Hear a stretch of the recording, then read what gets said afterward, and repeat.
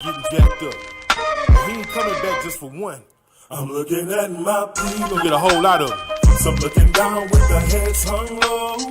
I'm listening to some sad people say they're giving up and how they lost hope. You keep them coming and they won't be long. Let me show you what the scriptures say. You gotta believe in the prophecies. Don't let distractions get in your way. Spreading truth and we really work hard, cause we know we'll soon be home. Don't you know you're never alone? So tell me what am I crying for when we got the Most High? Yeah, we got the Most High, man. Oh, we got the Most High. That's all we need. Hey, he got our backs. Say, the Most High woke you up this morning. He gave you breath to breathe. He let you see another day and gave you some food to eat. We got a lot to be thankful for while these prophecies unfold. We got these scriptures as our guide, and our future's already foretold. I'm still confused on why my people don't have no faith in the Most High. No faith. They sit around looking sad, and complain on everything is so bad. Alright, man. They have no joy. They have no joy. And the peace is gone. And the peace is gone. We got the Most High, so we gonna be cool. You know what I'm saying? I'm looking at my people. Some looking down with their heads hung low. I'm listening to some sad people say they're giving up and how they done lost hope. We keep them coming and they won't be long. Let me show you what the scriptures say. You gotta believe in the prophecies. Don't let distractions get in your way. We're spreading truth and we really work hard, cause we know we'll soon be home. We'll be home real soon. Don't you know you're never alone? So tell me what are you crying for? We got the Most High. We got the Most High, man. You know that? Oh, we got the Most High. That's all we need. It's our Heavenly Father. Hey, he got this. Woo! The Most High has always had our backs against these other nations. There ain't nothing they can do to us. Mashayach is coming with destruction. We got a kingdom coming real soon. While this whole world is headed for doom, it's already prophesied in the scriptures. These other nations gon' lose. I'm still confused on why my people don't have no faith in the Most High. No faith. They sit around looking sad, and complain on everything is so bad. They have no joy. And the peace is gone. Some looking down with their heads hung low. They got their heads low. Some sad people say they their heads up. How they done lost hope. They keep coming and it won't be long. Give up, man. What the scriptures say. You gotta believe in the prophecies. Don't let distractions get in your way. We're spreading truth and we really work hard. Cause we know we'll soon be home. Don't you know you're never alone? So tell me what are you crying for when we got the Most High? Oh, we got the Most High. Hey.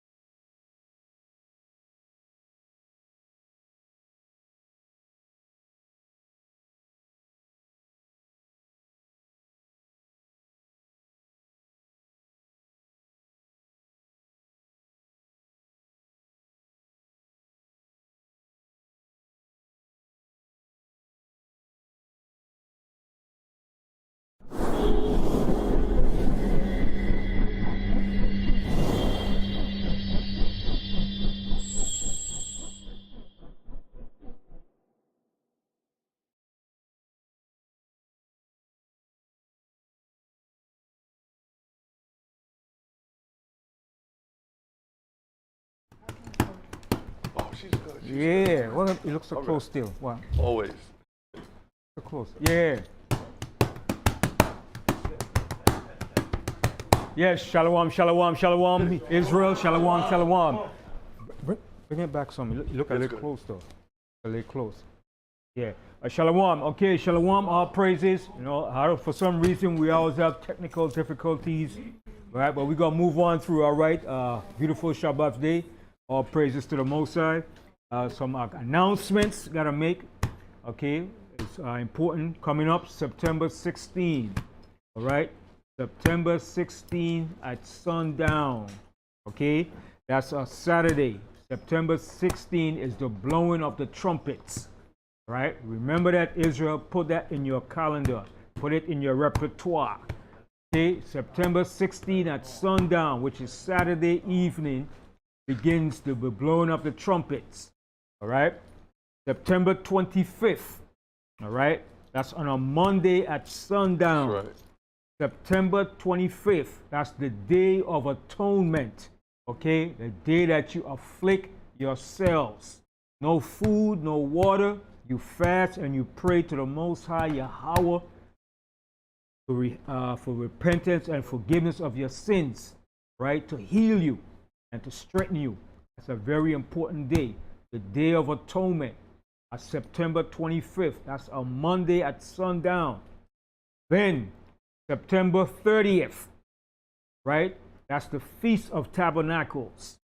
Okay? That's going to be for 8 days, the Feast of Tabernacles, where we dwell in booths. All right, Israel? Remember these 3 high holy days that's coming up, right? It's very important you put these in your calendar.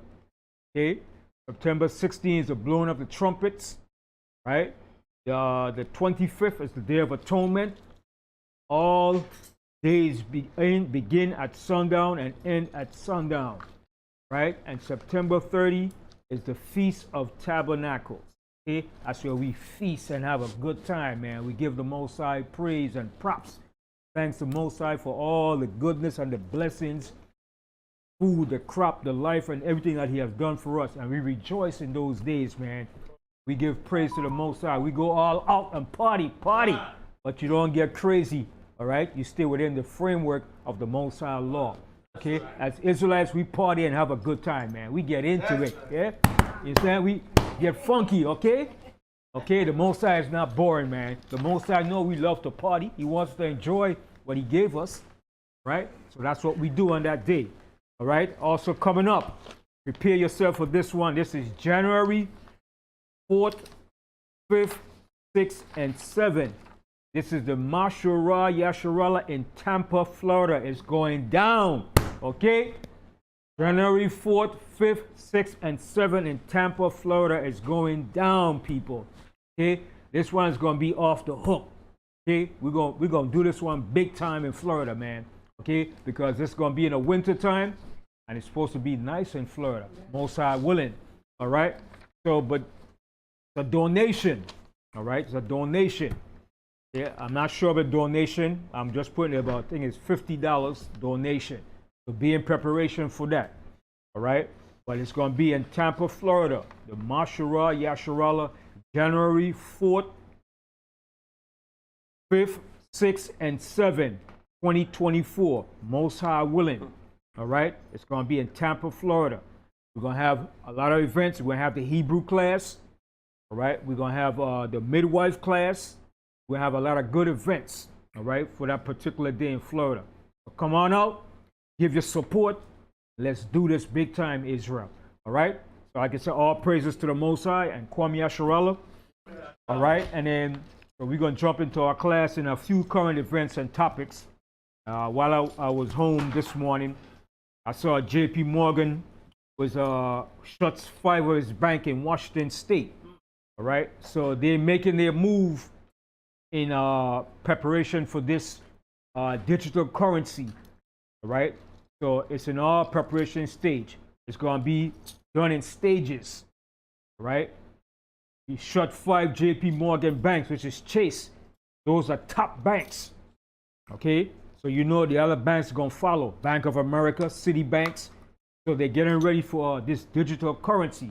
And the reason why they're doing this, because they're being threatened now by the fact by the BRICS nation are coming into play. And the BRICS nation are setting up their economy based on what? Gold, silver, right? Tangible resources, not no fiat money. So the BRICS nation are playing a tremendous powerhouse against the American, the British, and all the so-called European powers. All right? So this is going to be an economical war at all levels, a technological war, okay? And it's going to affect us as Israelites too.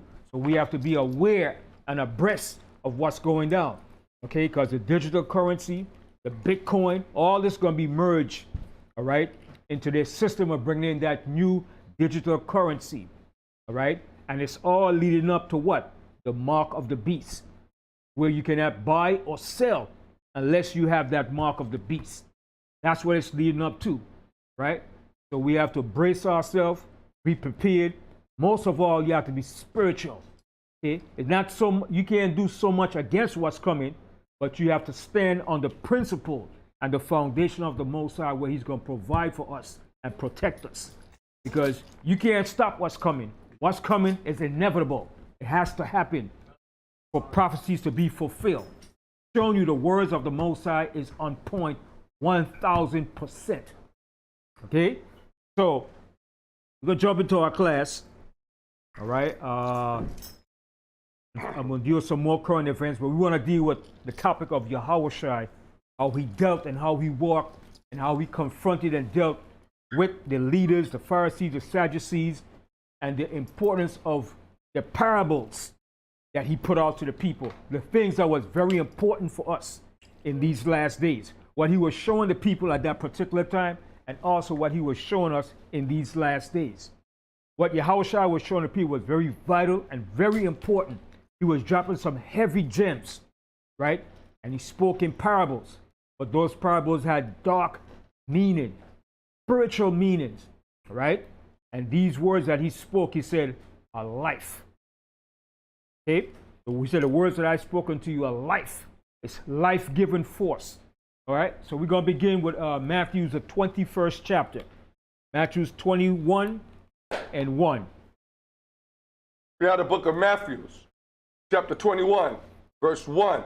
And when they drew nigh unto Jerusalem, and were come to Bethpage, unto the Mount of Olives, then sent Yahawashi 2 disciples, saying unto them, Go into the village over against you, and straightway ye shall find an ass tied. Okay, so Yahawashi told his disciples, go into Bethpage, and you're going to find this ass. And when you find this ass, you just talk to the person that's in charge of that, and they're going to know why you need the ass. Right? Go ahead. And a coat with her. Loose them and bring them unto me. And he said, loose them and bring them unto Yahawashi. It was for what particular reason? We're going to read about it.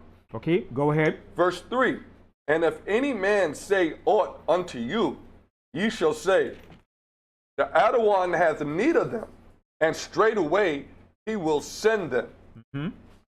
All this was done, that it might be fulfilled, which was spoken by the prophets, saying, Tell ye the daughter of Zion. Okay, so those are another name that the Most High calls Israel. All right, the Most High calls us many different names. Okay, daughter of Zion, or Jerusalem. Okay, you sons of Jacob.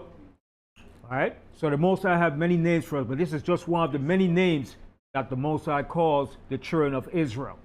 All right, continue. Behold, thy king cometh unto thee, meek, and sitting upon an ass, and a colt the fowl of an ass. Right. So when Yahawashi came, he came meek and humble.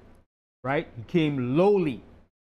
Okay? He didn't come at this particular time to take down the Roman Empire and set Israel back up, because that was the expectation of a lot of Israelites. Even one of the disciples. All right? Judas. He thought that Yahawashi was coming to take the Romans down, kill the Romans, take over, put us back up, rule again, and set back Israel on top to rule. But no, it didn't have to go. It had to go down differently. Israel had to go down so we could learn the true result of what the Most High was showing us. So Yahawashi came to pave the way, to set that understanding for us. I should say that overstanding for us, right? So he didn't come at that time to take down the Roman Empire. It might have seemed like it took forever because we're in 2,000 years now, okay? But it's going to come to pass. When he comes back the second time, he's coming to take down every world empire and rulership, especially the Western world of the Roman Empire, which America is an extension of that Roman Empire. Continue. Verse 6, and the disciples went and did as Yahawashi commanded them, and brought the ass and the colt and put on them their clothes, and they set him thereon. Right, and they set Yahawashi thereon, all right? Now, why did Yahawashi choose 12 disciples? Could Yahawashi alone did all this work by himself? No. None of us could do all this work by ourselves. That's why we need people to work to help us. That was his inner circle, his most trusted men, the 12 that he chose. Okay? And he commissioned them to do a particular job, to further this gospel to the ends of the earth and to bring that salvation to Israel. And guess what? In the end of this, each and every one of those disciples that became apostles is going to receive a reward in the kingdom. Right? Because they asked Yahawashi, they said, listen, man, whoa. We left family, everything, home, wives, this, that, to follow you? So what we going to get in the end of this? Yahawashi said, yo, man, those of you that left family, wives, house, everything, he said, in the kingdom, you're going to get this back double. You're going to get back what you lost. All right? As a matter of fact, I should read that scripture. All right? I should read that scripture. Let's go to Matthew's the 19th chapter. Right? Matthew's the 19th chapter. Right? And we're going to start from the 27th verse. I want you to listen good to this here, because when Yahawashi made a statement, it wasn't just like, oh, a statement just like, oh, yeah, right. No. When he made that statement, that was a promise, and that's something that's he's going to live up to, and it's going to be fulfilled. Whenever the Most High spoke a word, the Most High said his word came to pass. The Most High said his word does not go out void, but it's going to accomplish that when he pleased and where he sent it, it's going to be fulfilled. Okay? And we live in the fulfillment of all the things that he said happened to us as a nation of people. Being on the bottom, being called niggers, being rejected, no power, no rulership, right? Voting for somebody to put in office to speak on our behalf. That's all the things that the prophecy spoke about will befall us in these days. And we live in every single iota of the things that happen to us in life. Everything that we experience here, whether here in America, in the islands, wherever we are in the four corners of earth, that have all been prophesied. And we're living out those things. So read Matthew 19:27. Read out of Matthew chapter 19, verse 27. Then answered Peter and said unto him. Now who was Peter? Peter was a head disciple. So then answered Peter and said, Peter said, yo, listen, man, we're doing all this for you, all this work. We here, we tight with you. We rolling deep with you. We ain't forsaking you. We doing this work. So Peter said, I got to say this. Then read it again. Then answered Peter and said unto him, behold, we have forsaken all and followed thee. He said, we have forsaken all and followed you. All right, go ahead. What shall we have therefore? So Peter said, what shall we have thereof? What we gonna have for doing all this here, man? Because his old saying, you don't do nothing for nothing. You gotta be something to get in the end for that. Like a man get a woman, yo, baby, I ain't gonna spend all that money for you, and you know I ain't gonna get nothing. That's the current figure of a man. Yo, baby, I give you that. I did this for you, so I'm gonna get in the end of this now. You understand? But that's a current figure of a man. All right, go ahead. Verse 28. And Yahawashi said unto them, verily I say unto you. So what he said, verily. That word verily means, I'm telling you seriously. What I'm telling you, this ain't no joke. This ain't no jive talk. I ain't trying to swindle you or bamboozle you. I'm telling you seriously. Okay, read again. And Yahawashi said unto them, Verily I say unto you, that ye which have followed me in the regeneration, when the Son of Man shall sit in the throne of his glory, he also shall sit upon 12 thrones, judging the 12 tribes of Israel. That's their reward. That's their reward in the end. Go ahead. Verse 29, and everyone that has forsaken houses, or brethren, or sisters, or father, or mother, or wife, or children, or lands, for my name's sake, shall receive an 100-fold. 100-fold. Could you imagine 100-fold? 100-fold. That's more than double. All right, go ahead. And shall inherit everlasting life. Ooh, and inherit everlasting life. You can't want no better than that. And you're going to inherit everlasting life. Continue. Verse 30, but many that are first shall be last, and the last shall be first. And that's a true saying. That's such a true saying, man. Okay? So now let's go back to Matthew 21. So when you follow Yahawashi, this is not just because you're doing just because you want it. You're going to get a reward in the end, and you're doing it because you love him and because he loves us and he laid down his life for us. And the reward we're going to get in the end of it. It's not going to be no corrupt or carnal reward. It's going to be a righteous crown. Right? Because even Paul said that. Okay? In the end of this thing, there's a righteous reward and a righteous crown that we're going to inherit in the end of this here. So this struggle and this fight that we're going through, you got to hang in there and fight this fight, man. Don't give up now, man. We're this close to the end now. You're this close to the finish line. All you got to do is push some more. Just breathe. Take that last breath and chill out and finish this race, man. Okay? Because we are almost there. And you're going to receive that reward and that gift in the end. Let me read what Paul tells you real quick. Let's go to 2 Timothy real quick. All right? 2 Timothy. So I want our brothers and sisters to fight this thing out to the end, man. To get your reward and your crown, man. That's what we all fighting for. Okay? Don't give up and lose faith. All right? Now is the time that the fight and the battle is going to intensify, but you have to get stronger in this fight. All right? 2 Timothy, 1 second. The 4th chapter. All right? 2 Timothy, the 4th chapter. And start from the 5th verse. Now the book of 2 Timothy, chapter 4, verse 5. But watch thou in all things. Endure affliction. So what he said? Endure afflictions. Endure those afflictions, because the affliction is going to come in many different ways. It might come financially. It might come you lose your home, your family, you get sick. It might come in many different ways, those afflictions. Okay? Your job giving you hell. Okay? Your family giving you hell. Okay? So the afflictions will come in many different ways. So you have to endure those afflictions. Continue. Do the work of an evangelist. And he said, do the work of an evangelist. Go ahead. Make full proof of thy ministry. And make full proof of thy ministry. Go ahead. Verse 6, for I am now ready to be offered. So Paul was telling the other people that he brought up amongst him that he taught. He said, listen, now I'm ready to be offered. I'm ready to go, give up this my spirit and go back to the spiritual realm. Okay? But he was giving them a strong advice. He said, now I'm ready to be offered. Go ahead. And the time of my departure is at hand. And the time of his departure is at hand.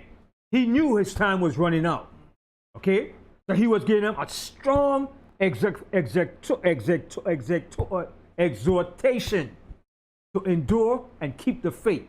Continue. Verse 7, I have fought a good fight. So he said, I have fought a good fight. He fought a good fight. All right, continue. I have finished my course. He said, I have finished my course. The job that was laid out for him, he finished that job. And all that he had to do, he finished his course. Okay, go ahead. I have kept the faith. He said, I have kept the faith. And that's the same thing we want to say. I have kept the faith. Okay, we want to keep that faith to the end. All right, continue. Verse 8, henceforth there is laid up for me a crown of righteousness. Woo! You hear that? He said, henceforth, there is laid up for me a crown of righteousness. Okay? That's what we all want, that crown of righteousness. Continue. Which the Adawan, the righteous judge, shall give me at that day. See? And he knew this. At that day, he's going to receive that crown. Go ahead. And not to me only. And he said, not to me only. Hear what he's going to say now. Not to me only.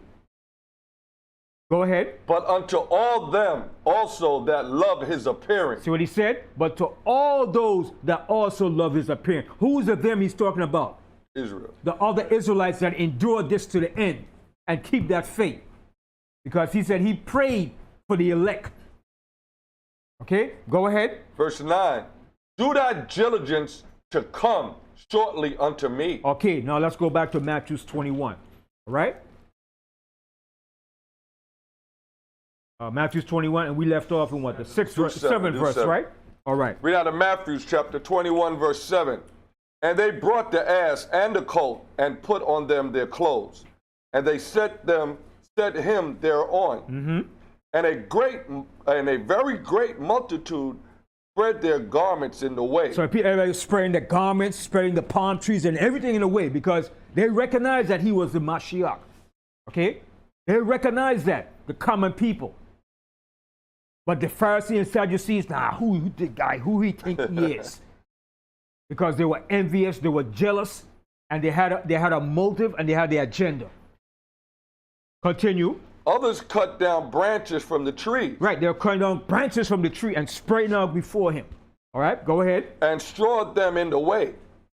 And the multitudes that went before and that followed cried, saying, Hosanna to the son of David. See, and they knew he was a son of David. Hosanna, the son of David.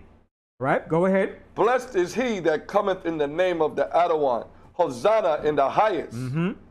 And when he was come into Jerusalem, all the city was moved, saying, who is this? Right, they were saying, who is this, man? Who's this getting all this props and recognition? Okay? But who was saying that? The Pharisees and the Sadducees. They didn't like that. Who is this guy, man? Who is this guy the people is recognizing and showing their respect to?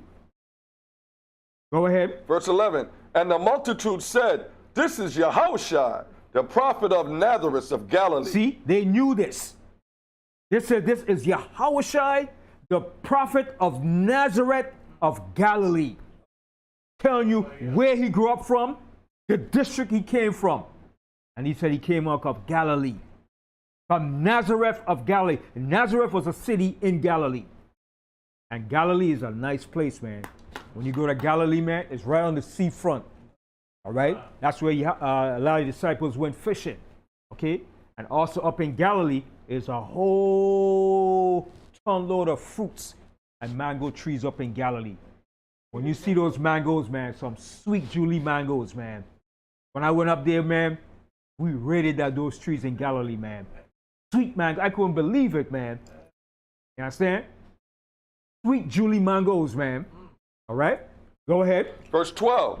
And when Yahawashi went into the temple of the Most High and cast out all them that sold and bought in the temple. Right. So they were abusing and making the temple for a place for a market for selling.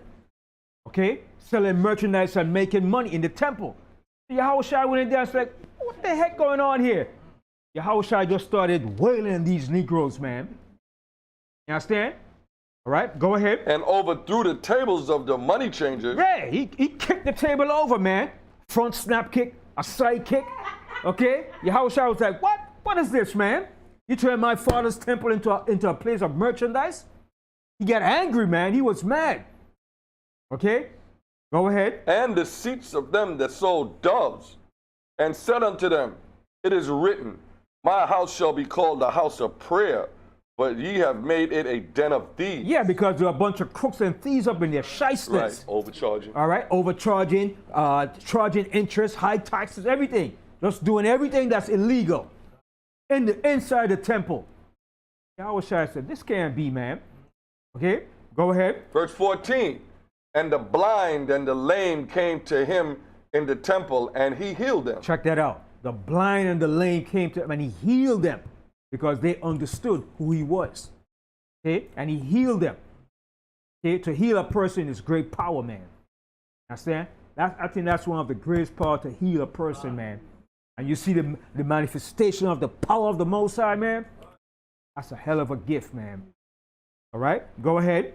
Verse 15, and when the chief priests and scribes saw the wonderful things that he did, and the children crying in the temple and saying, Hosanna to the Son of David, they were sore displeased. Ooh, they were sore displeased. They was like, who is this guy getting all this props?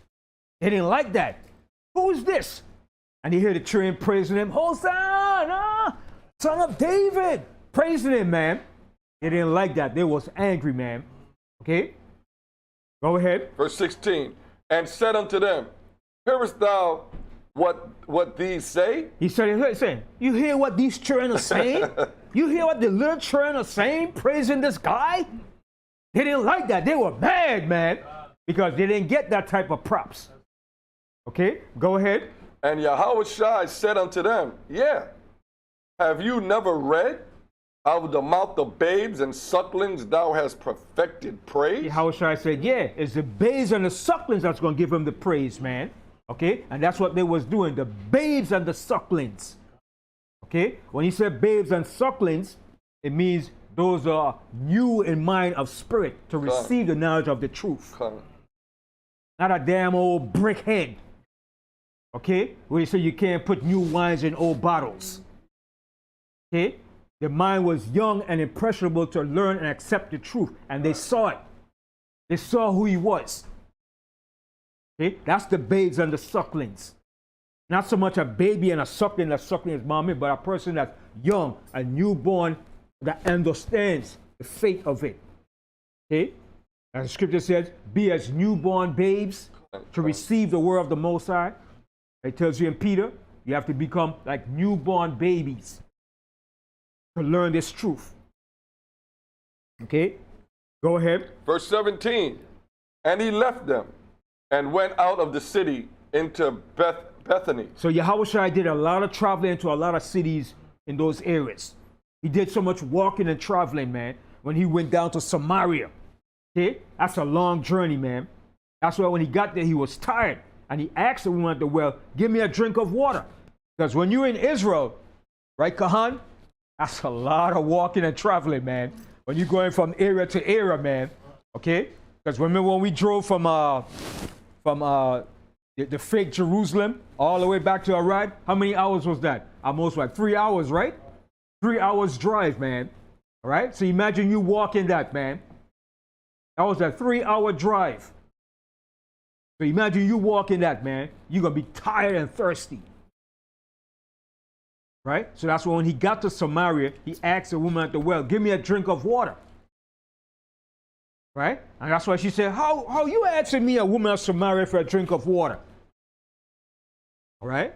So go ahead. And he left them and went out of the city into Bethany, and he lodged there. And he lodged there in Bethany. Go ahead. Now in the morning, as he returned into the city, he hungered. So he was hungry. Okay? And you know Yahawashi ate.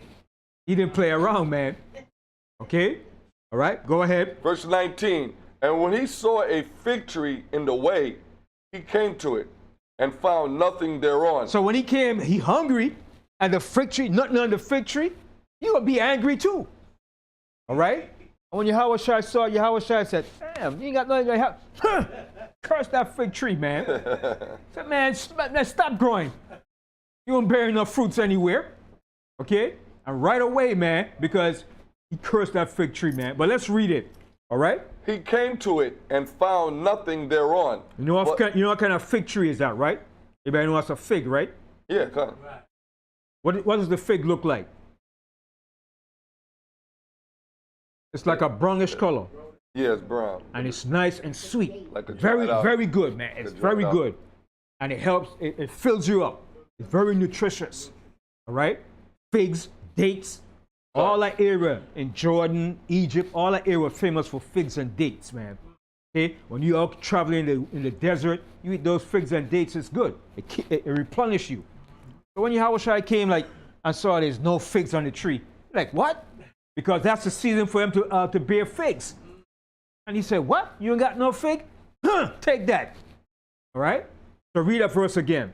Verse 19.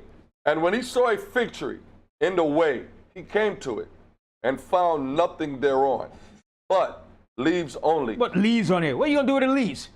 All right, go ahead. And said unto it, Let no fruit grow on thee henceforth forever. And presently the fig tree withered away. Right away the fig tree withered away. But now too, you don't want to be in that category where Yahawashi says something like that to you too. All right? So that was an example too. The same he said to the fig tree, it could be said to one of us. That's right. Understand? All right, go ahead. Verse 20. And when the disciples saw it, they marveled. So the disciples marvel at that thing. Wham! Right as soon as he said that, the tree withered. All right, go ahead. Saying, How soon is the fig tree withered away? So as soon as he said the word, bam! The tree withered away. They was like amazed at that. All right? Okay, go ahead. Yahawashi answered and said unto them, Verily I say unto you, if ye have faith and doubt not, ye shall not only do this which is done to the fig tree, but also if ye shall say unto the mountain, Be thou removed, and be thou cast into the sea, it shall be done. Huh. Now, that's a heavy statement there, right? That's a heavy statement too. Now, it's parabolic and it's also literal too. Okay? Because the mountain represents actually in what state? In the spiritual sense. What does it represent, the mountain? Right. Adversity, obstacles in your way. Certain that's going to prevent or hinder you. On the physical side, when you get to that level of faith, you can actually tell a mountain, get lost. Okay? But your faith have to be on a high level, man. On a real high level. Okay? Okay, go ahead. Oh, and be thou cast into the sea, it shall be done. Verse 22. And all things whatsoever ye shall ask in prayer. See, that's the key right here now. And all things whatsoever ye shall ask in prayer. Go ahead. Believing, ye shall receive. See, believing you shall receive. So your prayer has power. But you got to believe that. You can't like, I don't know, maybe, is God really true? If you got that mindset, forget about it. You got to believe that the Most High is. And he's going to do that for you, man. That's right. Okay? You have to have that attitude, man. If you ain't got that attitude, sit down, man. Right, you got to know. And it's beyond knowing. You got to know and convicted. You understand? I got to be in you, man. And people say, but how do you know the Bible is true, brother? What? How I know it's true? Well, you have to read it, brother, and understand. You understand? It's certain things that the Most High gave to us a natural inclination.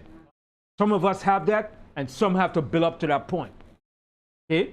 And the words that the Most High spoke in this book are real. Okay?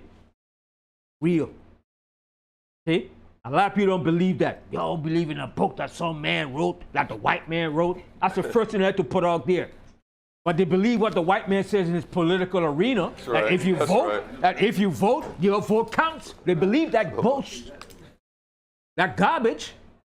They believe that wholeheartedly. No question asked. If we go and vote to collectively for Democrat Party, we would get what we want. Yeah, please give me a break. But they don't believe what the Most High said in his word. That's too like, no, I don't believe that. That's somebody's opinion. A bunch of old men got together and wrote that. But continue with that type of mindset. We're going to see who will have the last laugh in the end. That's right. Luke Okay. 6:25. Go ahead. Verse 23. And when he was come into the temple, the chief priests and the elders of the people came unto him. These were the problems right here. The chief priests, the elders, the Pharisees, and the Sadducees. These were the problem.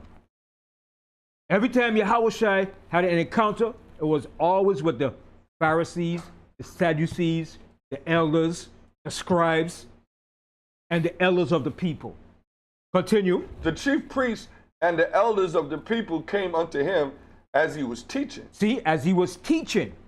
All right, go ahead. And said, by what authority dost thou these things? So they said, listen, man, who gave you this authority to teach what you're teaching?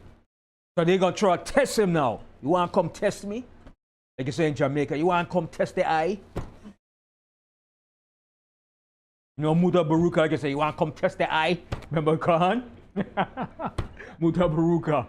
He's another one too. All right, go ahead. And who gave thee this authority? And who gave you this authority? That's what they're saying. Who gave you the authority to teach what you're teaching? All right, go ahead. Verse 24. And Yahawashi answered and said unto him, I also will ask you one thing. So Yahawashi reversed it back to him and said, listen now, I'm going to ask you one thing now. Since you want to come ask me question, I'm going to reverse it back to you now. Okay, go ahead. Which if ye tell me, I in likewise will tell you by what authority I do these things. Mm-hmm. The baptism of John, whence was it? From heaven or of men? So when he dropped that in them now, they couldn't deny it. Because everybody knew John the Baptist was a prophet. So they couldn't say like, that shook up. Okay? If they say it was a man, the people that said, you're a bunch of liars. So they didn't answer the question. They stood there. They got confounded. And if you say it was from the Most High, then they would validate what Yahawashi was saying. So they got confounded. So he reversed the script on them. So read that part again. And Yahawashi answered and said unto them, I also will ask you one thing, which if ye tell me, I in likewise will tell you by what authority I do these things. The baptism of John, whence was it?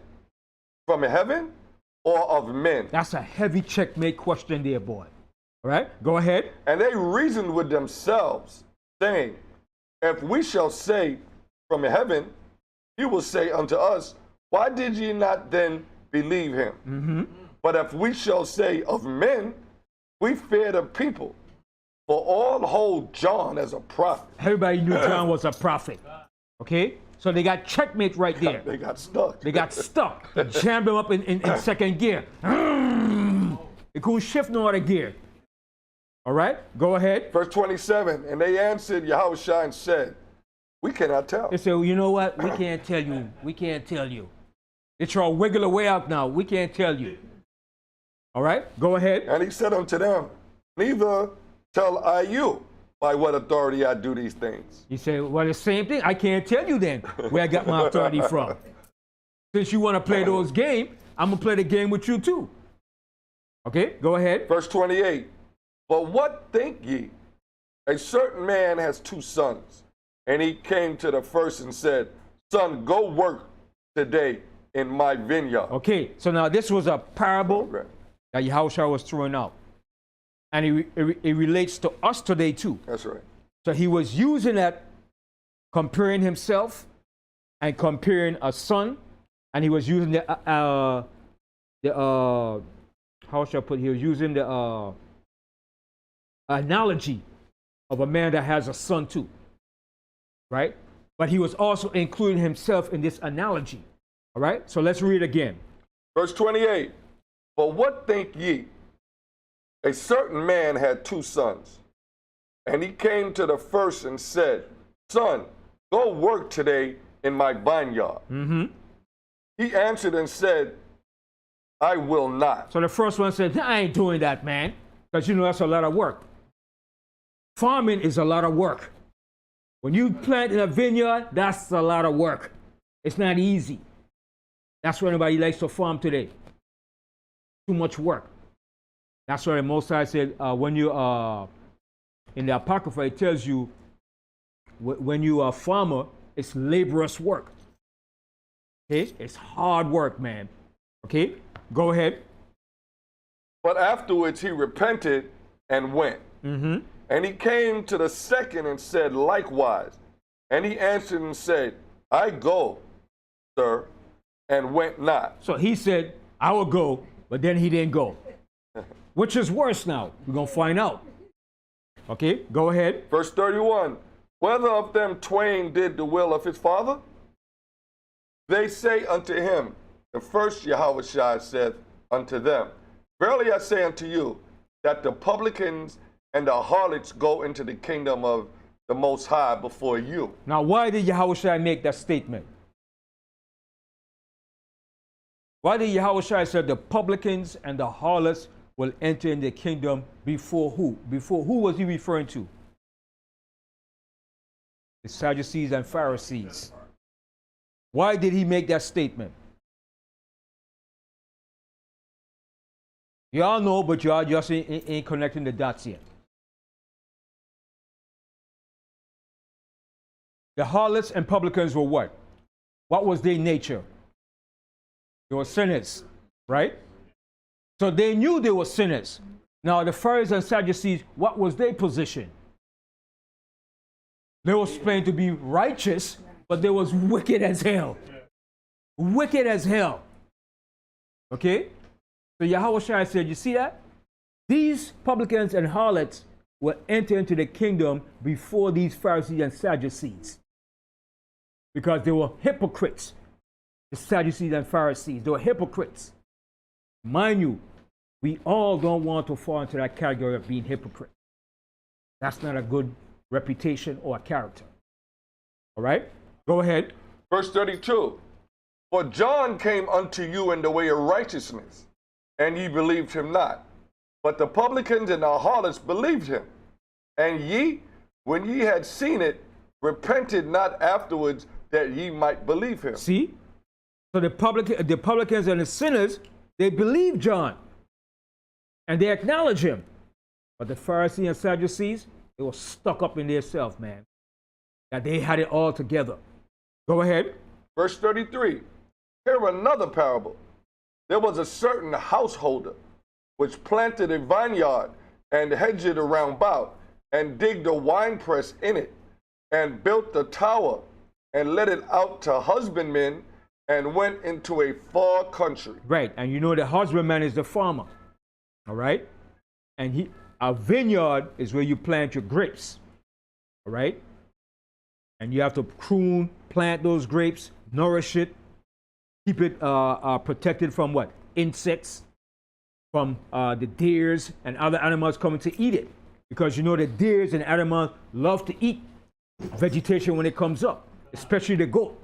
He has no respect for your property.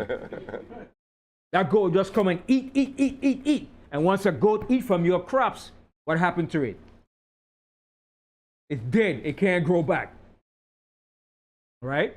So you have to protect your vineyard. You have to hedge it around, make sure it's well beautified. Okay? It's protected, it's groomed. Okay? There's no insects growing in it, because the insects are going to destroy what? Your product that you have to sell. Remember, as a husbandman, that's your job.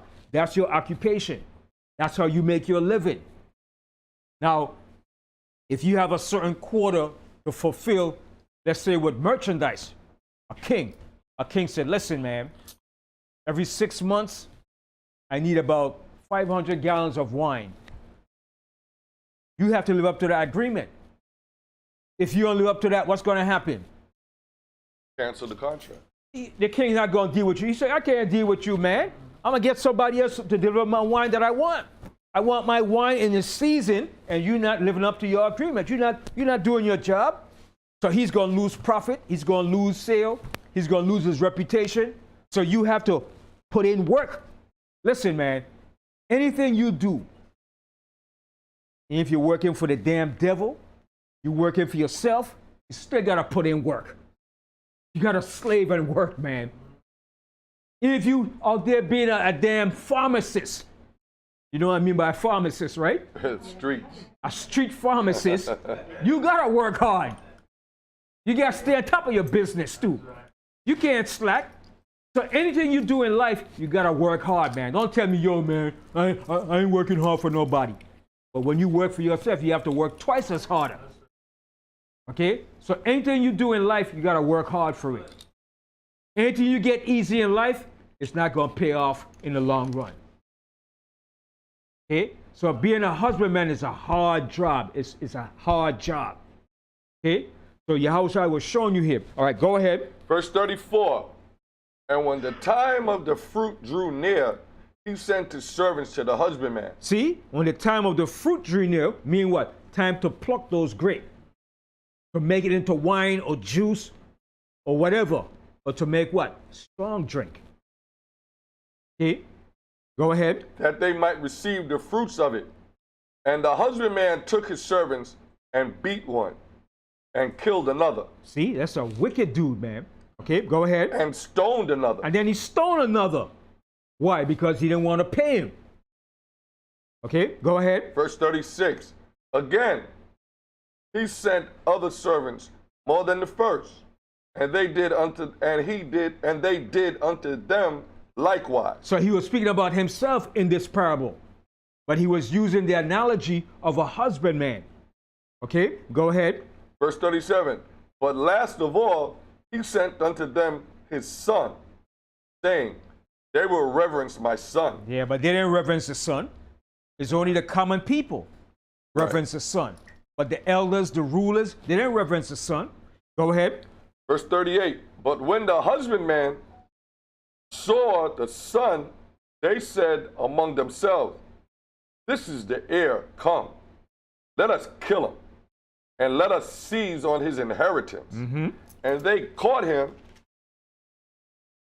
and cast him out of the vineyard and slew him. When the Adawan thereof, therefore, of the vineyard cometh, what will he do unto these husbandmen? So when the Lord or the other one thereof of the vineyard cometh, what will he do unto these husbandmen? What is he going to do unto these husbandmen? Is he just going to talk to them? No.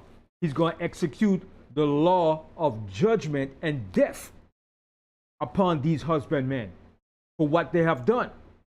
And they did the same thing to Yahawashi. That's right. When he was here on earth. The Pharisees, the Sadducees, the elders, along with the Romans. So when he comes back the second time, what do you think he's going to do? Collect. He's coming to execute that judgment. Collect. Okay, go ahead.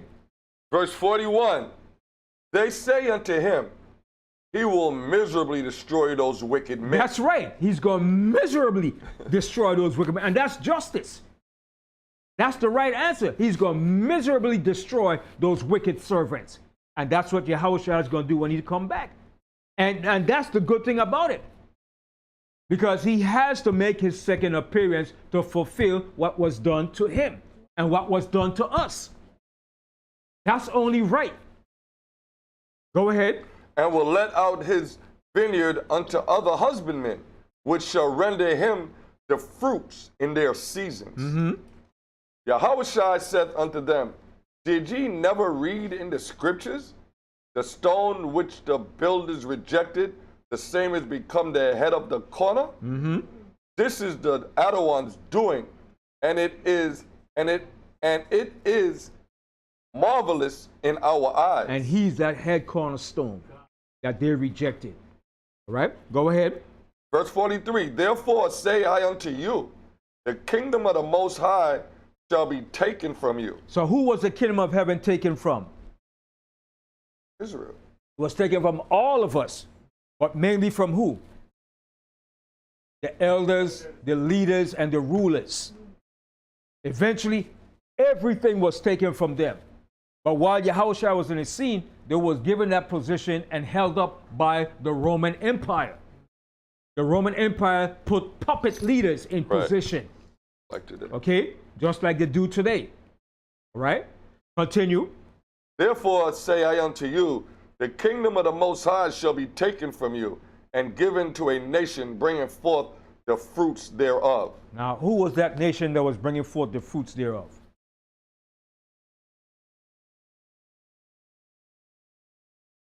Who was that nation that was there to bring forth the fruits thereof? Read again, LaBrian. Therefore I say unto you, the kingdom of the Most High shall be taken from you and given to a nation bringing forth the fruits thereof. And who was that nation? Right. It was going to be given to the apostles and the disciples. But then, on the flip side of that too, who was our kingdom given to? And to who else? Mainly to who else? Greeks first. Greeks first. No, who's in Jerusalem right now in Israel? Amalek. The so-called Jews. They're in our nation now, pretending to be us and upholding what we're supposed to be doing. So now they're the nation that's in place now, temporarily, until the Most High get rid of them in our land, upholding and doing what we're supposed to be doing. They're talking about they're the Jewish people. They're keeping the Sabbath, keeping Rosh Hashanah, Yom Kippur. Yeah. Now all foolishness too, talking about the Jewish people went back to Israel in 1948. Okay, all this bull crap. So now they're being recognized as who? As the people of the Most High. While we're being looked as what? Some buckets. Nobody. Right? Aliens. Right? A people not desired. They're given all the fame and glory. All the money goes to them. Millions of dollars every year from the United States. $10 billion. Even our own people say, yeah, we have to support the Jewish people. Stupid black Republicans. How backwards is that? Yeah, we have to support the Jewish people in Israel. And donate money back to them. And on top of that, they run the damn Federal Reserve too. Eric Adams was just there giving them praise. Eric Adams was over there learning techniques from them how to use drones. Yeah. All right? So you see, that's what it's talking about in that essence too, in that sense. All right? Continue. Verse 44. And whosoever shall fall on this stone shall be broken, but on whomsoever it shall fall, it will grind him to powder. See, and that's going to happen in the future. And that happened to us when the Romans came in and took us down. Right? And it's going to happen again when Yahawashi makes his second return. Okay, go ahead. Okay. Verse 45. And when the chief priests and Pharisees had heard his parables, they perceived that he spake of them. And they knew that. They wasn't that stupid and dumb now. They knew he was talking about them. They said, damn, he talking about us. Understand? Because that parable was sent and meant for them. Understand? But he put it in a way of a parable. Why did he put it in a way of parable? Why did Yahawashi use parables? So that everybody would know what he was saying. It wasn't for everybody. It wasn't for everybody to understand. Right. But also, too, he had to know how to use wisdom of words. Yeah. Because they were trying to use that against him. Remember, people like to use your words against you and say what you say when you didn't say something. So he had to put it in that way of parables so they won't understand. But he said it was meant for you. All right? Go to Matthew, the 13th chapter. He said it was meant for you to understand. But for them, it wasn't meant to understand. All right? Go to Matthew, the 13th chapter. They asked him, why do you speak in parables? 13 and 11. 13 and 10. Yeah, 10. Yeah, start from 10. Read out of Matthew chapter 13, verse 10. And the disciples came and said unto him, why speakest thou unto them in parables? So why are you speaking in parables, man? Why are you speaking in that dark, strange parables? Oh, speak plain. All right? But it wasn't meant. Okay?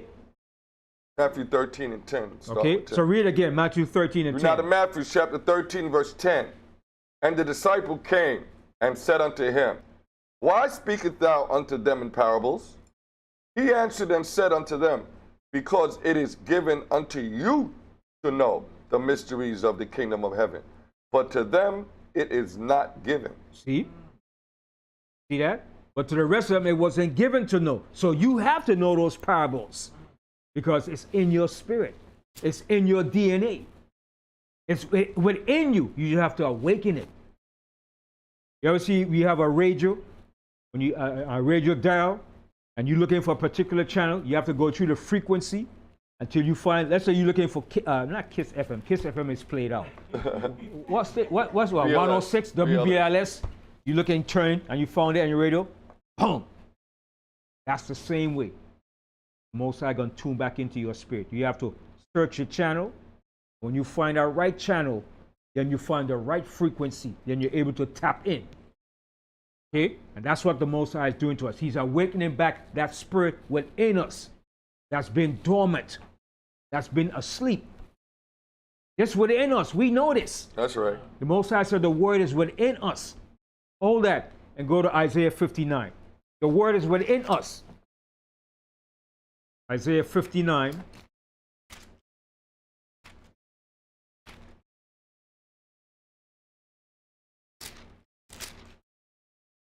Isaiah 59 and start from 21st verse. Read out Isaiah. Start from 20. Start from 20. Read out Isaiah chapter 59 verse 20. And the Redeemer shall come to Zion and say unto them that turn from transgressions. See, that turn from transgressions. Okay, go ahead. In Jacob saith the Most High. As for me, this is my covenant with them, saith the Adawan. My spirit that is upon thee. See, Most High said, my spirit that is upon thee. Go ahead. And my words which I have put in thy mouth shall not depart out of thy mouth, nor out of the mouth of thy seed, nor out of the mouth of thy seed, saith the Adawan, from henceforth and forever. So that word is within us. The Most High just got to turn on the frequency. And once we hear the word, it's going like, bam! Like, whoa! It's with us in our seeds, our generations. It's within us. Straight to the point.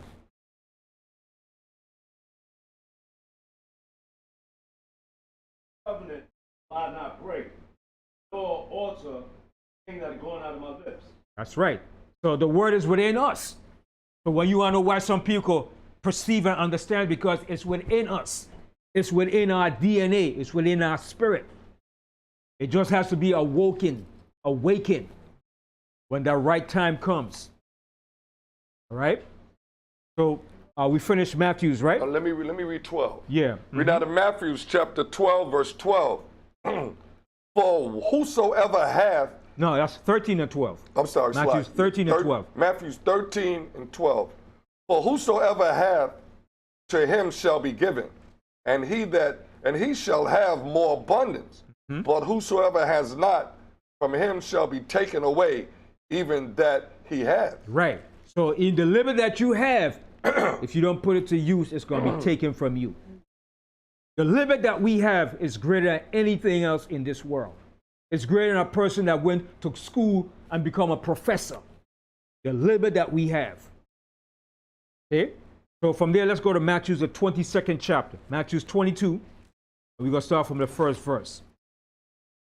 Let me read 46. We didn't finish. We didn't finish for no. Matthew 21, right? Read out of Matthew's chapter 21, verse 46.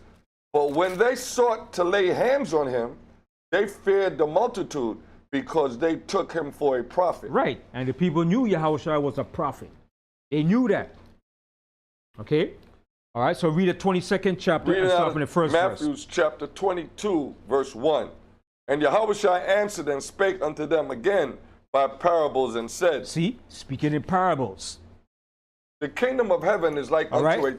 a certain... Because even in the Psalms tells you that when he came on the scene, he was going to be speaking in parables. All right? I think it's Psalm 78. I think he should speak with parables. 78.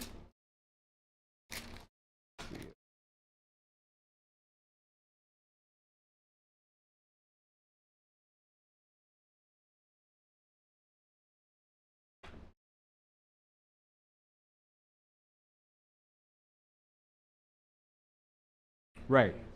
Start from the first verse. Reading out of Psalms chapter 78, verse 1. Give ear, O my people, to my law, incline your ears to the words of my mouth. I will open my mouth in a parable. See, I will open my mouth in a parable. Go I ahead. will utter dark sayings See? of old, I will utter dark sayings of old. Go ahead. which we have heard Which we have heard, because we And heard known. this. And what? and known, And known. Go ahead. and our fathers have told us. And our fathers have told us. Go ahead. We will not hide them from their children, showing to the generation to come the praises of the Adawan and his strength and his wonderful works that he has done. All right. Read the 5th verse. For he has established a testimony in Jacob See, the Most High established a testimony in Jacob. All right. Go ahead. and appointed a law in Israel, And appointed a law in Israel. Go ahead. which he commanded our fathers that they should make them known to their children, Go ahead. that the generation to come might know them, even the children which should be born, who shall arise and declare them to their children. All right. And that's our job, to declare this to our children so they could declare it to their children, forever and ever. You read verse 7. All right. Go That ahead. they might set their hope in the Most High and not forget the works of the Most High, but keep his commandments. But keep his commandments. So the word is within us. Right? That's why Yahawashi said, the word that I speak unto you are life. They are spirit. Go to St. John 6:63 real quick. Let me go back to Matthew 22. St. John 6:63.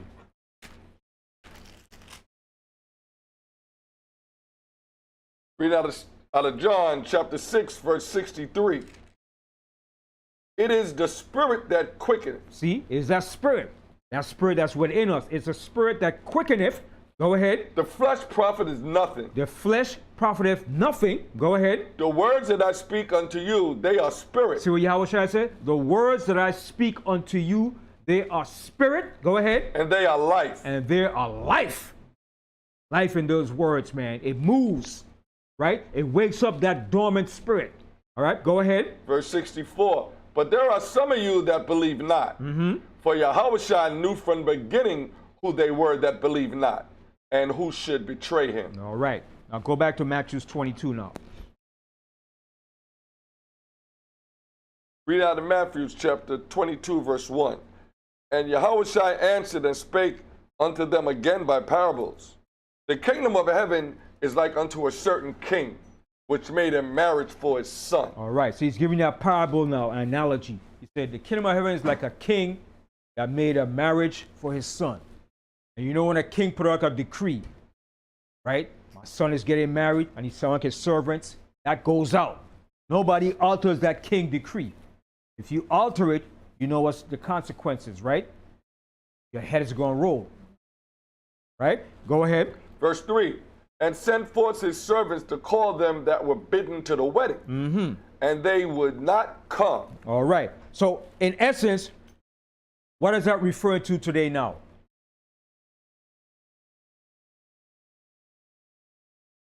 It's referring to us today when we go out and teach on the street. Right. We're bidding the people out there to come to this marriage. God. And they're like, man, we don't even want to hear this stuff. We don't want to hear that stuff you Israelites talking about. They ignore it. They keep walking down the street. So they're being called to this great marriage. All right? But they're going to realize that's the worst thing they ever did. But you know what? It's good too, because the Most High said it's been better for you not Been born. to have known this and not keep up with it. Because you what? Your latter end is worse than the beginning. That's right. Right? So sometimes it's good for some people not to hear it and accept it. Because if you're not going to follow this all the way, your end is worse than the beginning than you were when you first came in. Okay? When you hear this word, you have to believe it, accept it, and stay with this thing to the end, man. Okay? This is like a mafia. You can't leave this. Blood in, blood out. This is la Costa Nostra. Okay? You can't leave this. Okay? And if you say, I'm leaving this here, man, to hell with that. I don't deal with no Babylon Israelite. You have a price to pay. Because you did what? You openly put Yahawashi to shame and you kill him afresh while you doing that. The scripture says we were bought with a price. Right? All of us were bought with a price. That's right. Yes, Judah. You crucify him all over again. Okay? Everybody can be the best teacher, but the best that you know, the talent and the gift that you most High gave you, utilize that. Okay? Everybody's not going to be the best teachers, the best speakers, the best readers, but whatever the Most High gave you, utilize that. Put it to use. Okay? Continue. Verse 4. Again he sent forth other servants, saying, tell them which are bidden, behold, I have prepared my dinner. My oxen and my fatlings are killed, and all things are ready. Right, you got the oxtail, you got the curry goat, you got everything there. All right? Because this Israelite style here, this ain't heathen style. This Israelite style when it comes for food and feasting, man. Okay? And we go in. We go in with it, man. Okay? Go ahead. Come unto the marriage. Verse 5. But they made light of it. They made light of it. Nah, maybe next week. Maybe tomorrow. I got somewhere to go. You know, that's what we talk in the street, speaking, right?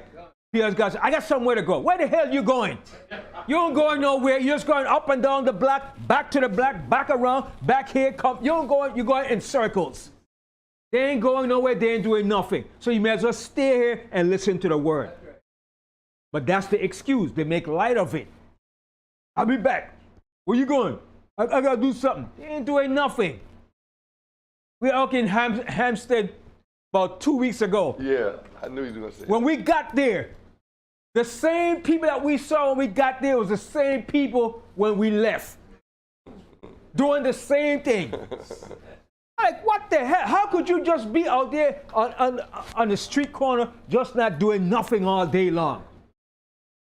Doing the same thing from the time we got there to the time we left.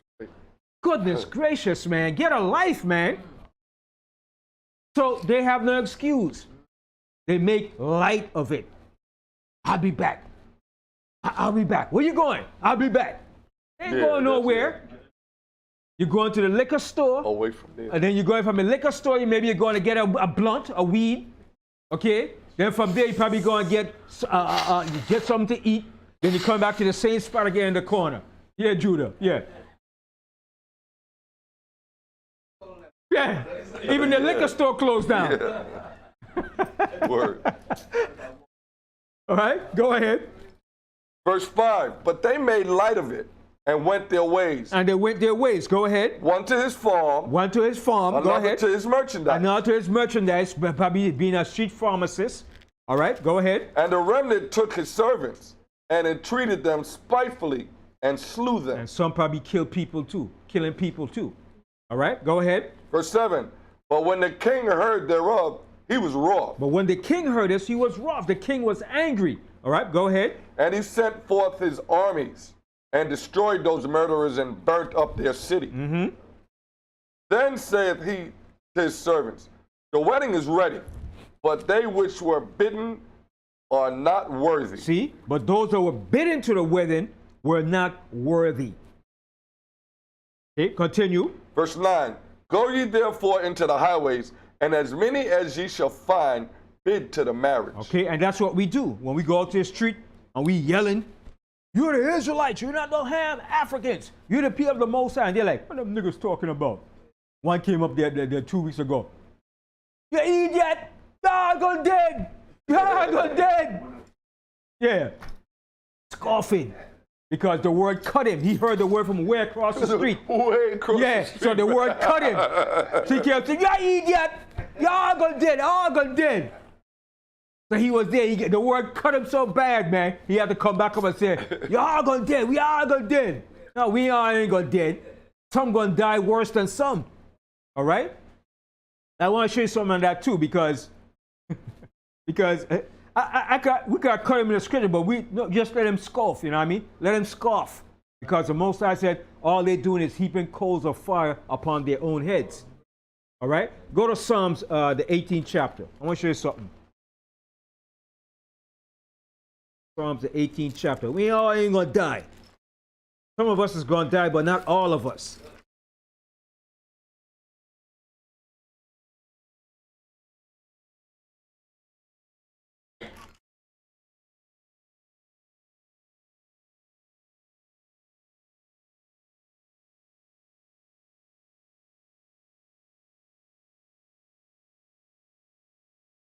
Give me 1 second. Psalms.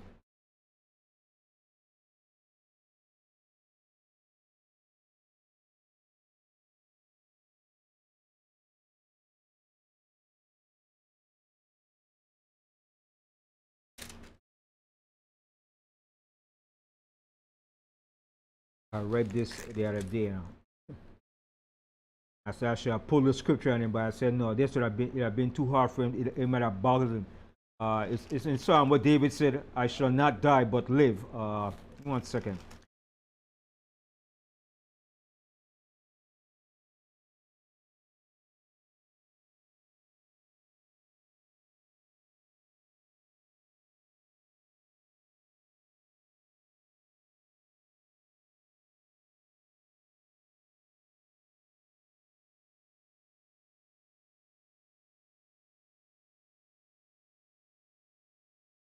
What it says here. 118. 118. What it says.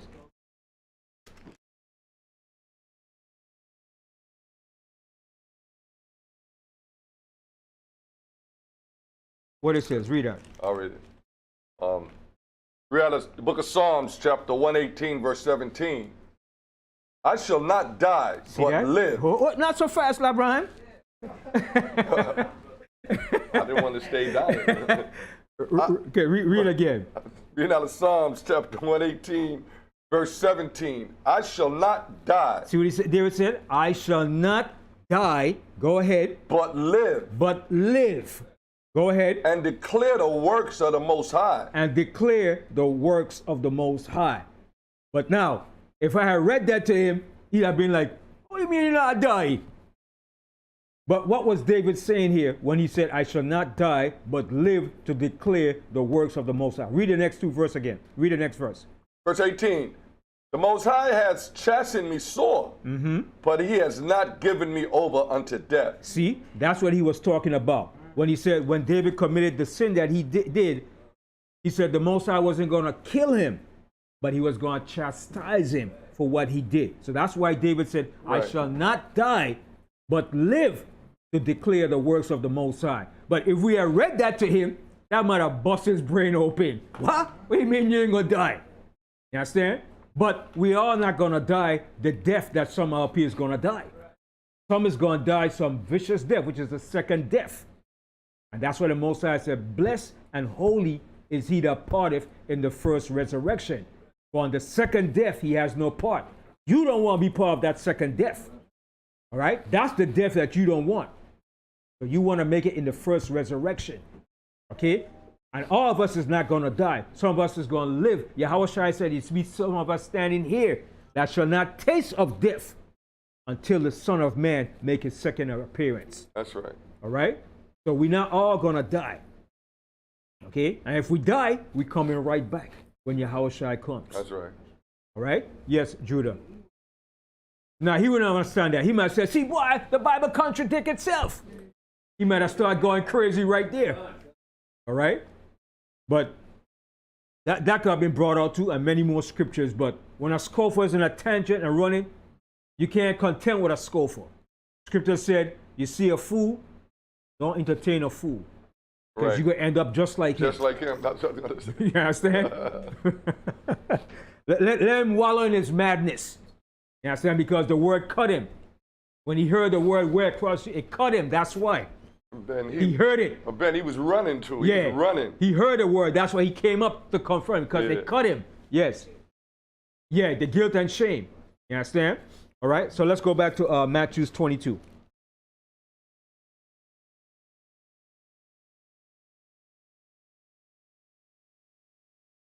What verse we left off? We down there by 9, right? 9, Yeah, right? Okay, verse Okay, 9. read 9 again. Read now the book of Matthew, chapter 22, verse 9. Go ye therefore into the highways, and as many as ye shall find, bid them to the marriage. And that's what we're doing. We're bidding them to the marriage. Go ahead. Verse 10. So those servants went out into the highways, and gathered together all as many as they found, both bad and good. What do you mean bad and good? What does that mean?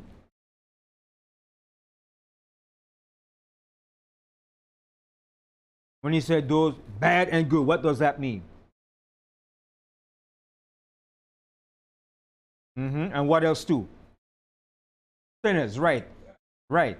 Those are willfully blatant sinning. And those that are trying to be upright. Those are the good. All right? So he said bid, bad, and good. Bring them in. Because you know you got some of our people out there, they're not all out wicked and evil. They're trying as best as they know how from what they've been taught of Christianity, of the Bible.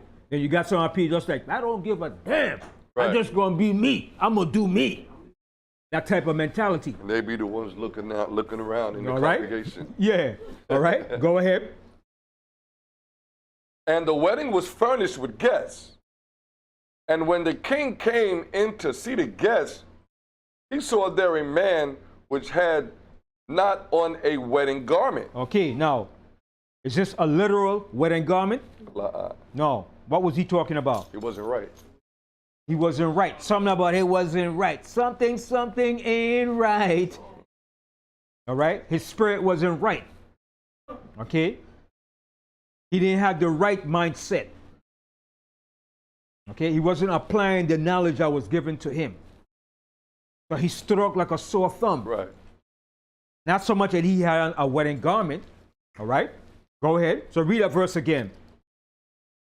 Read out of Matthew chapter 22, verse 11. And when the king came in to see the guests, he saw there a man which had not on a wedding garment. And he said unto him, friend. All right, because what proves that? Remember Yahawashi said he's going to give us the garments of what? Of salvation. That's what in Isaiah, right? We're going to put on the garments of salvation. All right? So that goes with that. I think it's in Isaiah 60, I think. One of those, the garments of salvation. All right, go ahead. And he said unto him, friend, how camest thou in hither not having a wedding garment? So what do you call him? Friend. Yeah. Call him a friend. All right, and that's what Yahawashi called Judas. The friend.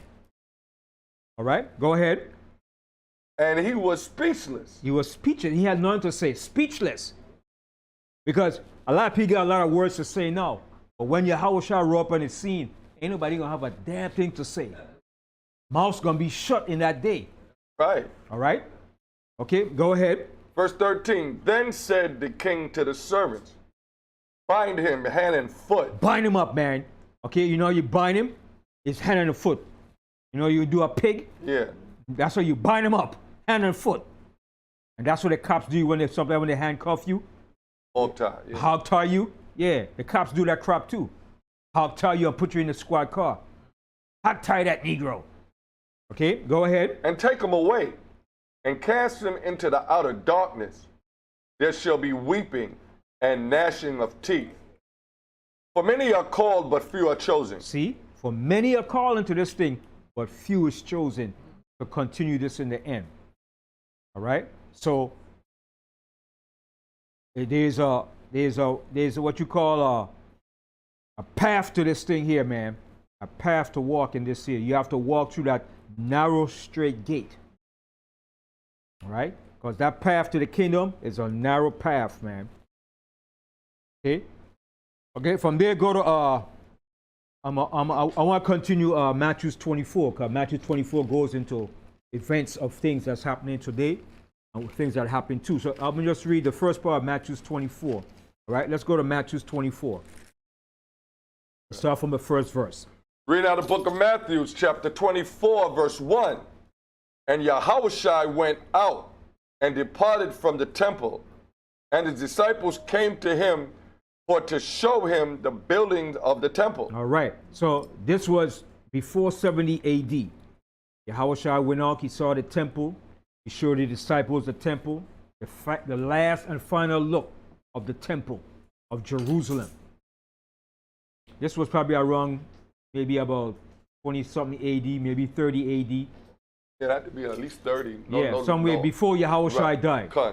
This was like 40 years before the temple got destroyed. Right, so 70 All right? right. So he was showing the last look, the last panoramic view of Jerusalem before the heathens come and destroy it. All right? Go ahead. Verse 2. And Yahawashi said unto them, see ye not all these things? He said, you see all these things here that I'm showing you, the buildings, everything that I'm showing you here? Go ahead. Verily I say unto you, there shall not be left here one stone upon another. It was not one stone left when the Romans came and destroyed Jerusalem. All those stones were taken down and pulled down by the Romans. They made sure they completely destroyed Jerusalem, brought it down to ruins and rubble. All right, go ahead. There shall not be left there here one stone upon another that shall not be thrown down. And all those stones were taken down by the Romans. They plucked and destroyed Jerusalem. Okay? And when they finished with that, they went through the land just putting salt and destroying the land. Right? So it could be buried. They did a hell of a job in our homeland, man. Okay? Go ahead. Verse 3. And as he sat upon the Mount of Olives, the disciples came unto him privately, saying, tell us, when shall these things be? And what shall be the sign of thy coming and of the end of the world? So they want to know these three basic things. Okay? Tell us, when shall these things be? When is this going to happen? All right? And what shall be the sign of thy coming? What's going to be the sign of your second coming? They knew this. That's right. All right? Okay? And the end of the world. That's a good question. And what's going to be the end of the world? Right? That's the three questions that they asked him. Remember, they came to him privately. It wasn't done openly so everybody could hear what they were saying. They came to him privately and said, listen, Yahawashi, big brother, talk to us, man. Tell us about this thing here. Go ahead. Verse 4. And Yahawashi answered and said unto them, take heed that no man deceive you. That's the first thing. Don't let nobody deceive you. Okay? Because that was going to be a big thing from that point on. From that point that Yahawashi was with the disciples, it's going to be a lot of deception and deceiving from that point up until this point that we're talking right now. Right? Don't let them fool you, like Bob Marley said. He got that right. Or even try to school you. All right? Go ahead. Verse 5. For many shall come in my name, saying, I am Yahawashi. And that happened. Many came saying, I'm the Messiah. Follow me. Remember Jim Jones did that? That idiot? Yeah. And it's always Israelites that they do these things to. Yeah. All the time. He took them down to Guyana. Well, they was already down in Guyana. They went with him, and he made them drink cyanide. Lace Kool-Aid. And had them believing that he's the man. Yeah, Judah. Babies and all too, man. And kill everybody, man. The ones that didn't drink it, they shot them. Yeah. That was a hell of a... I remember that, man. I was back in the islands going to school when I heard that thing, man. Everybody was like, what the hell was that? You know? Yeah. I was in the islands when it happened. I was going to school when I heard that Jim Jones thing, man. That was a big thing, man. And they came came back to the compound and saw all the dead bodies spewing all over the place, man. That's a hell of an ordeal, man. All right. But where was he?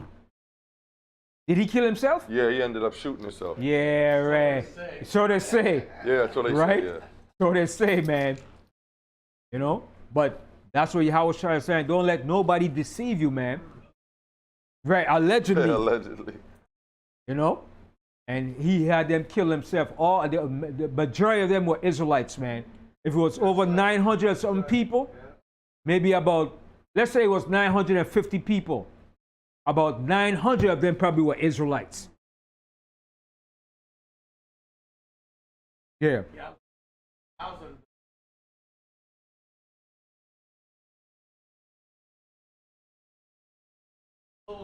To follow that idiot. To follow that idiot, man. Believing in him, man. That's what Yahawashi said. Don't let nobody deceive you, man. This sounding good. Yes, I'm the Messiah. Look at me. I'm charismatic. Yeah, Judah. But they don't read. Yeah, follow him, and he was doing everything he was doing in that compound, man. He had mind control over them too, man. You know? That was a crazy ordeal, man. They don't read. They do read, but when you got a person that could speak well and seduce you and manipulate your mind, you could read all the scriptures you want. They ain't read Revelation. But it's true. If they ain't reading properly, that could happen. But even if you do read properly, you got people that are very good with the tongue, man. Yeah. They got a silver and a gold tongue to smooth and win people over, man. And you have to be very careful with people like that, man. That good with the tongue. Have an answer for everything, to come back with everything. To make it seem so good. And that's the gift. That's what called what the gift. The gift of the gab. Gift of gab. A gift to use your tongue to win people over, man. You know, shysters, man. You know, a damn shyster, a general, a jenna. Yeah. Yeah. Mm-hmm. Yeah. Put the Bible down and use your own words. Yeah. Hmm. Right. You know. But he had that gift to smooth talk to people, you know. Then he had his other henchmen around him too, you know.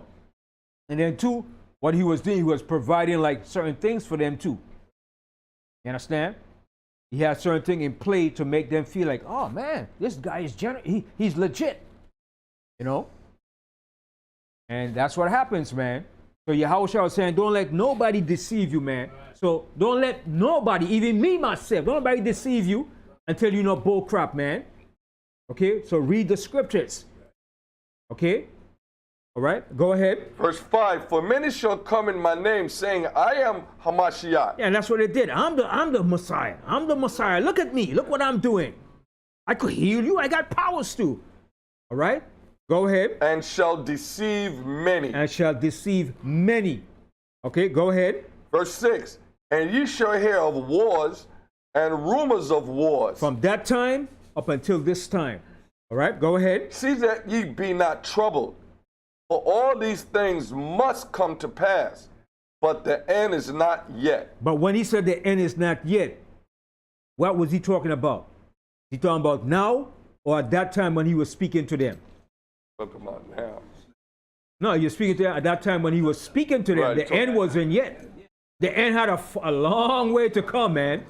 But now, we're in the end now. That's right. This is the end now. Because that was, remember, that was 2,000 years ago.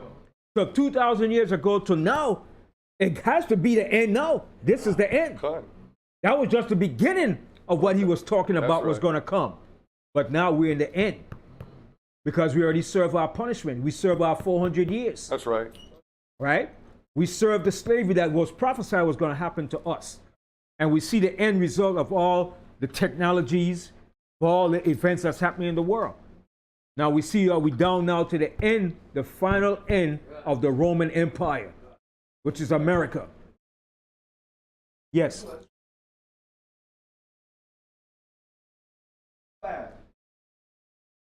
All right, go ahead.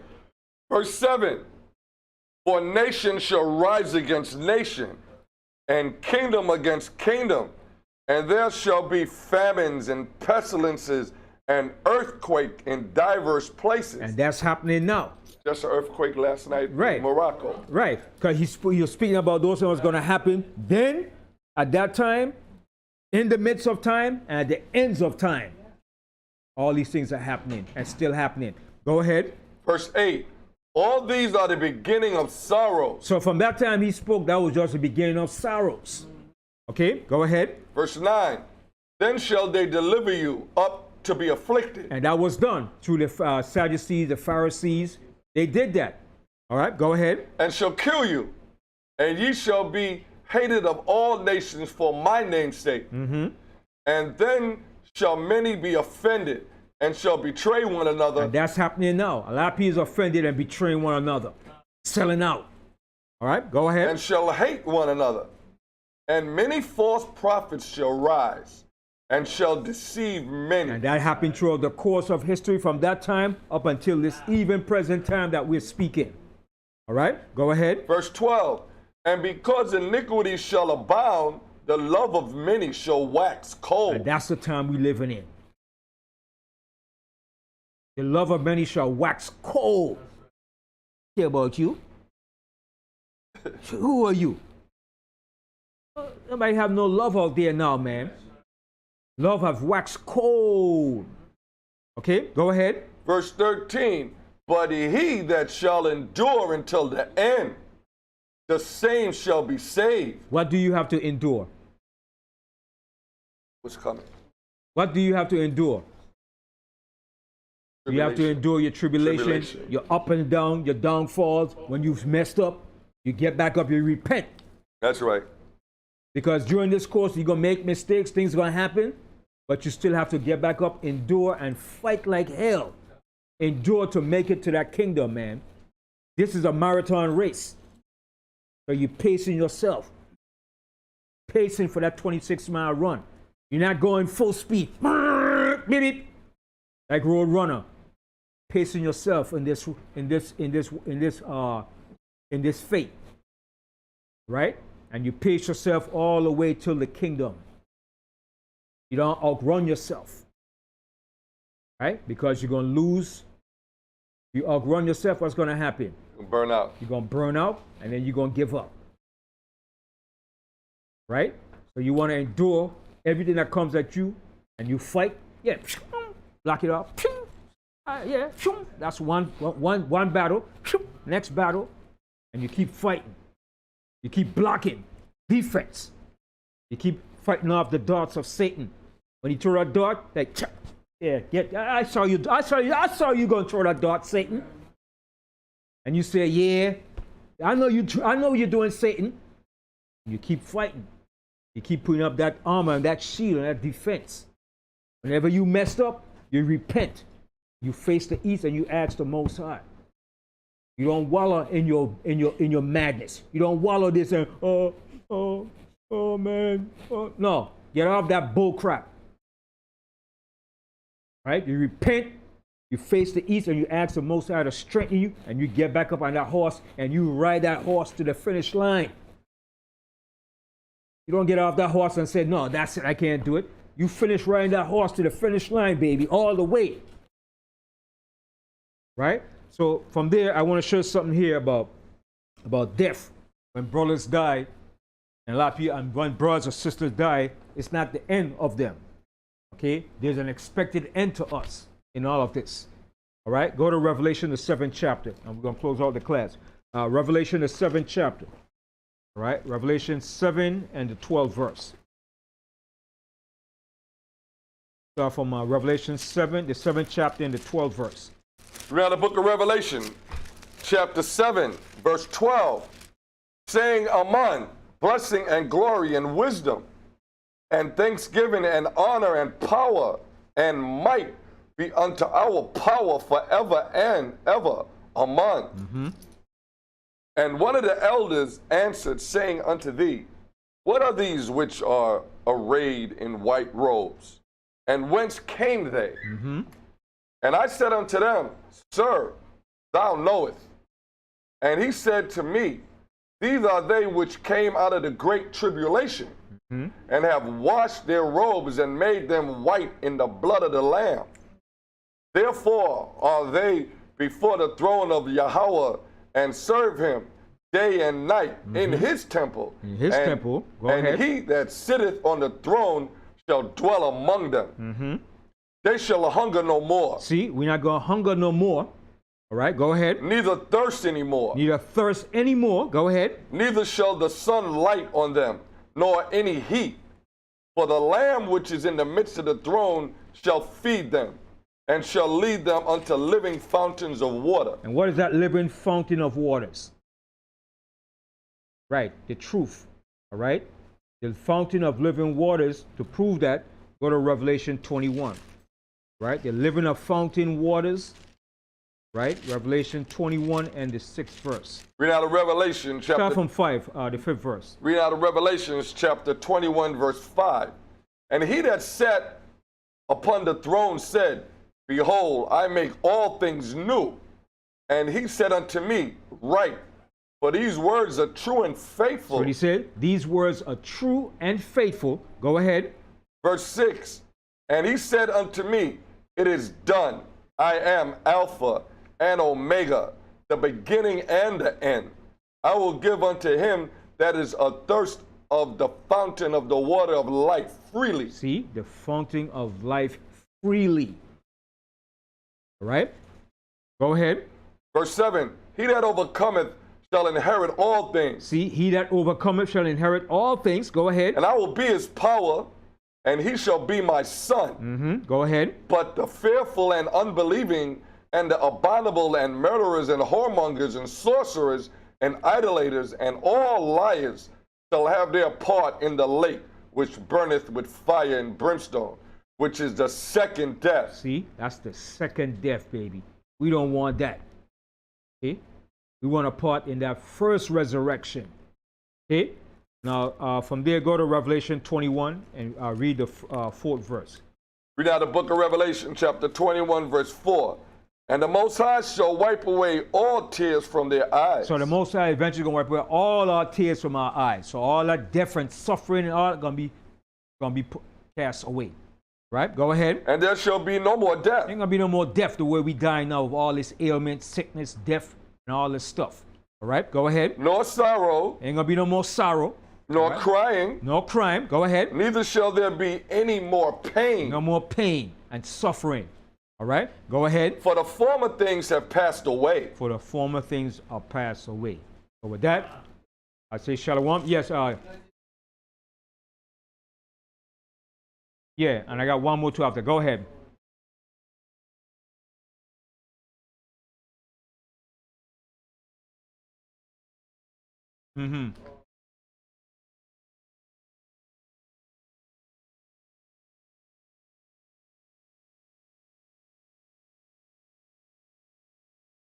All right. Yeah, All right. That's 2 Corinthians verse 12 and 9. Right. Read that. That's what he did. Okay. And he said unto me, my grace is sufficient for thee, for my strength is made perfect in weakness. Most gladly, therefore, will I rather glory in my infirmities than the power of Mashayach may rest upon me. All right. So get Romans 14, 8 and 9. I'm going to close out the class. Romans 14, chapter 14, verse 8 and 9. We read the book of Romans, chapter 14, verse 8. For whether we live unto the Adawan. And whether we die unto the Adawan.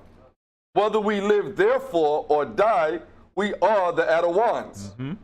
For to this end, Mashayach both died and rose and revived, that he might be Adawan, both of the dead and the living. All right. So whenever we die, there's an end result to this in the end. We're coming back in the resurrection. And to prove that, go to 1 Thessalonians, the 4th chapter. I'm going to close out on that. 1 Thessalonians. So whenever a brother or sister die in this truth, I know it's painful and it hurts, but that's not the end of that person or individual. All right? 1 Thessalonians, because also coming up to September 14th will be the anniversary of Karazala's death. All right? So September 14th is going to be a year since he passed away.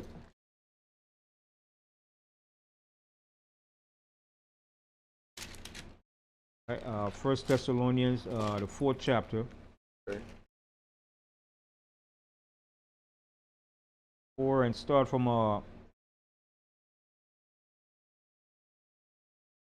13. Yeah, 13, yeah. Okay. Read out the book of 1 Thessalonians, chapter 4, verse 13. But I would not have you be ignorant, brethren, concerning them which are asleep, that ye sorrow not, even as others which have no hope. All right. So it's just twofold. Those are asleep spiritually, and those are asleep physically. All right. Go ahead. For if we believe that Yahawashi died and rose again, even so them also which sleep in Yahawashi will power bring with him. So you see that. So if we believe that Yahawashi died and rose again, even so them also which sleep in Yahawashi will the Most High bring with him. The Most High is going to bring us back the day that Yahawashi comes back. in his second return. All right, go ahead. For this we say unto you by the word of the Adawan, that we which are alive and remain unto the coming of the Adawan shall not prevent them which are asleep. We're not going to prevent those who are asleep in the grave. We're not going to stop them from coming up. They're going to be resurrected. All right, go ahead. For the Adawan himself shall descend from heaven with a shout, with the voice of the archangel, and with the trumpet of power. Yeah, they're going to blow that trumpet, man. That trumpet is going to resonate deep in everybody's spirit, man. That's right. When that trumpet is blown, man. All right, go ahead. And the dead in Mashayach shall rise first. And the dead that's in Yahawashi, Mashayach, is going to rise first. They're going to be risen from that grave. All right, go ahead.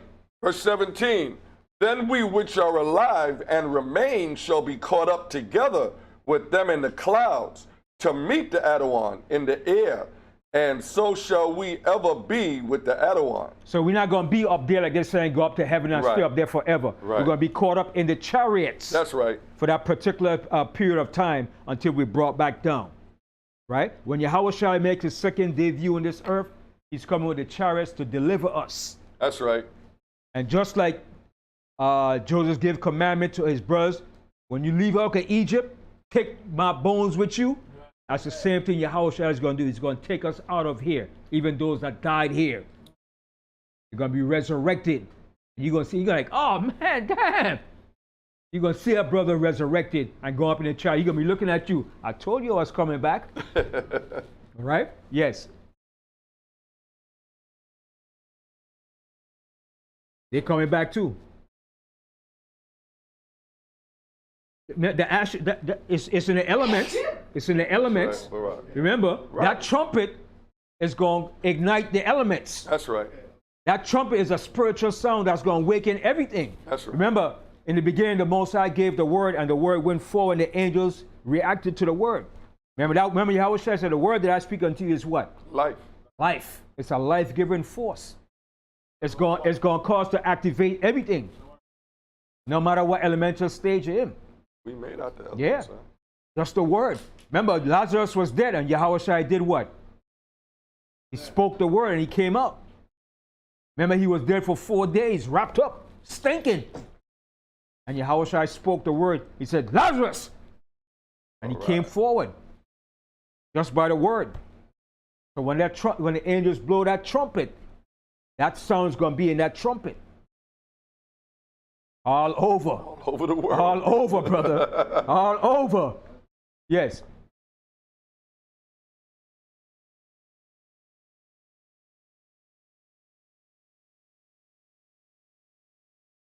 What you in?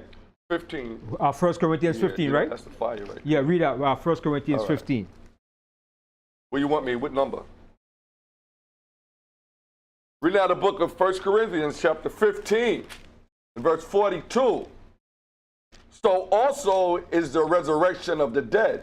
The resurrection of the dead. All of us that died in this truth and in the faith, we're going to be resurrected. It's not the end of us. All right, go ahead. It is sown in corruption. It is raised in incorruption. It is sown in dishonor. It is raised in glory. It is sown in weakness. It is raised in power. It is sown a natural body. It is raised a spiritual body. There is a natural body and there is a spiritual body. And so it is written, the first man, Adam, was made a living soul. The last Adam was made a quickening spirit. Howbeit that was not first which is spiritual, but that which is natural. And afterwards that which is spiritual. All right, so in the end, we're going to put on that spiritual mindset and that mortality. All right, go ahead. Verse 47, the first man is of the earth, earthly. The second man is the Adawan from heaven. Which is Yahawashi. Go ahead. As it is written, it's like as is the earthly, such are they also that are earthly. And as is the heavenly, such are they also that are heavenly. All right, so we're going to be on the level of the heavenly. Okay? When the Most High changes vile, corruptible body, we're going to be just like the heavenly. Right? Go ahead. Verse 49, and as we have borne the image of the earthly, we shall also bear the image of the heavenly. See, it's right there. We're going to bear the image of the heavenly. All right? Go ahead. Verse 50, now this I say, brethren, that flesh and blood cannot inherit the kingdom of the Most High, neither doth corruption inherit incorruption. So we can't inherit this corruptible body in the Most High kingdom. We have to be changed in a twinkling of an eye. That's why the Most High says he's going to change us, he's going to clean us, wash us up, and take away from us that stony heart and give us a heart of flesh. And he's going to put his spirit within us. Right? So with that, say hallelujah. Yes. Huh? No, we're just going to teach the nations. Let me read the last two. The Most High Spirit and law is going to be within us. Our only job is to teach the nations the way of the Most High. So we are going to know the law from the least of us, from the greatest to the least of us. Yes, Brother Brian. Let me read the last two. Verse 51, behold, I show you a mystery. We shall not all sleep, but we shall all be changed. We're going to be changed. All right, go ahead. In a moment, in the twinkling of an eye, at the last trump. See, at that last trump. All right, go ahead. For the trumpet shall sound, and the dead shall be raised incorruptible. See, when the angels blow that trumpet, those bodies going to come up from that grave, man. That's a spiritual resonation that's going to resonate into all the elements. Them bones going to start coming up, waking up. Life. Spiritual sound that's going to be blown. A spiritual, harmonious, resonating sound that's going to be beyond this realm. Okay? And we shall be changed. All right? All right, so hallelujah. Hallelujah. Shalom. Shalom. I say shalom.